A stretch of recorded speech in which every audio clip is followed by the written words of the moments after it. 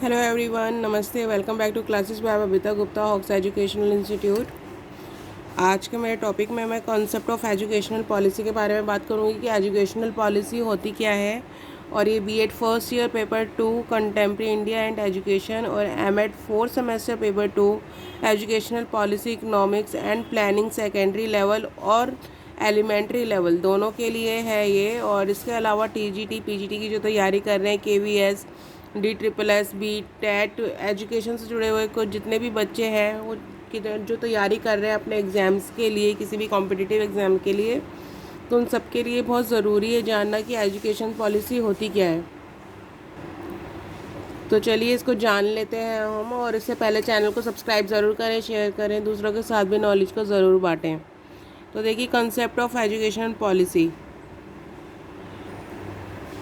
Education policies consist of the principles and policy decisions that influence the field of education।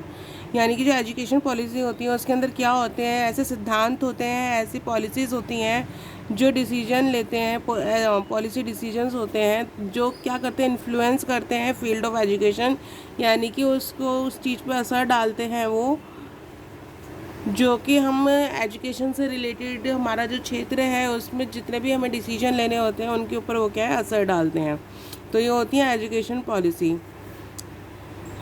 It is a collection of laws and rules. ये जो क्या होते हैं, collection होते हैं rules and laws का, that govern the operation of educational system, जो कि निर्धारित करते हैं कि एजुकेशनल सिस्टम में क्या ऑपरेशन होना है, यानी कि क्या काम होने हैं।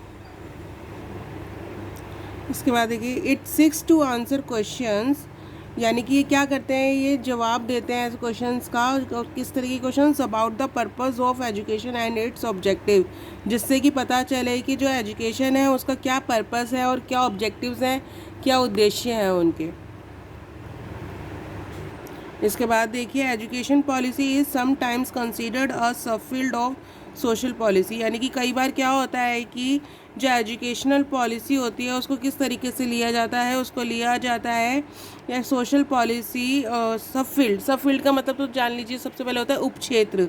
और किसका उपक्षेत्र की तरह माना जाता है, सोशल पॉलिसी के उपक्षेत्र की तरह माना जाता है। यानी कि सामाजिक तौर पे जो पॉलिसी होती हैं उनकी सब फील्ड माना जाता है किसको, एजुकेशनल पॉलिसी को। And public policy, it is connected aspects of policy discipline. और ये क्या है, ये कनेक्टेड एस्पेक्ट्स है किसका, ये पॉलिसी डिसिप्लिन का। पॉलिसी डिसिप्लिन यानी कि नीति विषय जिस पे के आधार पे पॉलिसी बननी होती है।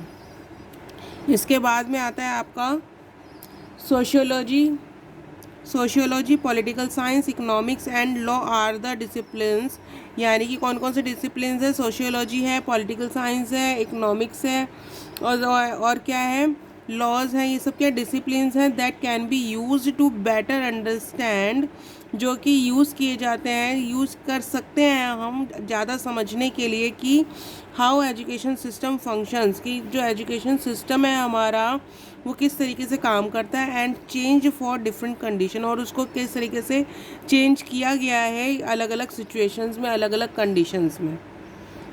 इसके बाद आता है आपका education takes place in many form for many purposes. जो हमारी एजुकेशन है वो कई जगह पर अलग अलग रूप धारण करती है, किस लिए, फॉर मैनी पर्पसेस, जिसके बहुत सारे हमारे पर्पस होते हैं, थ्रू मैनी इंस्टीट्यूशंस। और किसके थ्रू, बहुत सारे इंस्टीट्यूशंस के थ्रू।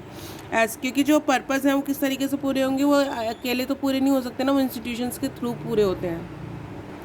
अलग अलग संस्थाएं होती हैं जो पूरे होते थे, क्योंकि देखिए जो प्राइमरी स्कूल होते हैं वो अलग होंगे, उसके बाद में जो आपके सेकेंडरी स्कूल है, सीनियर सेकेंडरी स्कूल है, तो सब क्या है, अलग अलग है।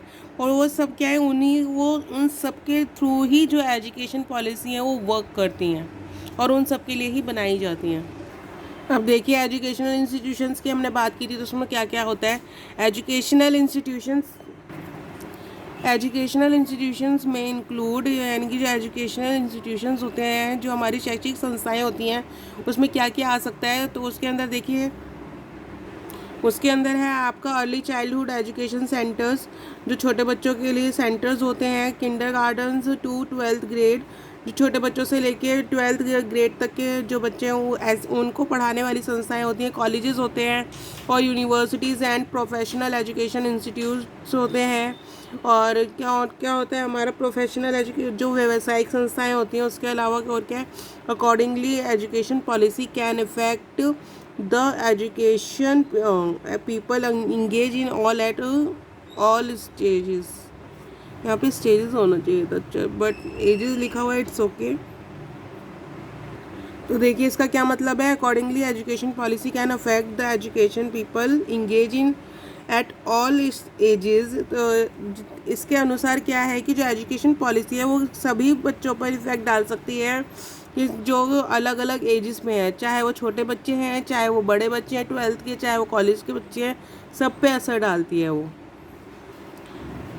इसके बाद है the aim of the educational policy is to empower all students. जो एम होता है वो एजुकेशनल पॉलिसी का वो क्या होता है, बच्चों को सशक्त बनाना होता है, empower all students towards knowledge. और किसके द्वारा, नॉलेज के द्वारा उनको सशक्त बनाना है, and learning by which they can increase the understanding of the world, जिसके द्वारा वो क्या कर सकते हैं, अपनी नॉलेज को बढ़ा सकते हैं, जो दुनिया की समझ है उसको बढ़ा सकते हैं। अंडरस्टैंडिंग ऑफ द वर्ल्ड, वो वर्ल्ड को समझ सकते हैं कि क्या है दुनिया में और किस तरीके से उसको उन्हें वर्क ऑन करना है उसके ऊपर। तो ये क्या होता है, एजुकेशनल पॉलिसी होती है। तो यानी कि जो एजुकेशनल पॉलिसी होती है वो किस लिए होती है, एजुकेशनल पॉलिसी इसलिए होती है कि उसमें इस तरीके के प्रावधान रखे जाएं, इस तरीके की नीतियाँ बनाई जाएं कि जो बच्चे को पूरी नॉलेज मिल सके, बच्चे को पूरा ज्ञान मिल सके, कि जो उसका सामाजिक स्तर पे उसका इम्प्रूव हो सके, वो दुनिया में जाके जैसे मगर बाहर निकले तो वो उसमें सरवाइव कर पाए, समझ पाए बाहर के लोगों को, बाहर की दुनिया को प्रोफेशनली जान पाए। तो ये सब क्या है, वो सब एजुकेशनल पॉलिसी के अंतर्गत आता है। इसके बाद है डिफ़िकल्ट वर्ड्स देख लेते हैं हम। एजुकेशनल पॉलिसी, शैक्षिक नीति। गवर्न का मतलब होता है संचालित या निर्धारित करना। नेक्स्ट 6 मतलब अनुसरण या प्रयास करना। देन आपका है सफील्ड मतलब उपक्षेत्र। पॉलिसी डिसिप्लिन यानी नीति, विषय या व्यवस्था। अर्ली चाइल्डहुड का मतलब है बचपन। इसके बाद है प्रोफेशनल एजुकेशन का मतलब है व्यावसायिक शिक्षा। और एम्पावर का मतलब है सशक्तिकरण। तो ये सारे इसके डिफ़िकल्ट वर्ड्स जो इसी के अंदर से थे वो मैंने आप लोगों के साथ में शेयर किए हैं। आई होप कि आपको इससे काफ़ी हेल्प मिलेगी एजुकेशनल पॉलिसी को जानने में कि एजुकेशनल पॉलिसी होता क्या है। और इसके बाद जो नेक्स्ट आने वाले वीडियोस में मैं शॉर्ट टर्म पॉलिसीज़ और लॉन्ग टर्म एजुकेशनल पॉलिसी के बारे में बात करूँगी, उनके कंसेप्ट के बारे में बात करूँगी कि वो होते क्या है। तो मेरे चैनल के साथ बने रहिएगा। और अगर इससे आपको कोई प्रॉब्लम आता है, कोई इशू आता है, या फिर कोई ऐसा पॉइंट है आपको समझ नहीं आ रहा, तो आप डिस्क्रिप्शन बॉक्स में पूछ सकते हैं। तो जल्दी मिलते हैं नेक्स्ट वीडियो में। और चैनल को सब्सक्राइब ज़रूर करें, शेयर करें, दूसरों के साथ भी नॉलेज को ज़रूर बांटें। तो मिलते हैं नेक्स्ट वीडियो में। अभी के लिए थैंक यू, धन्यवाद।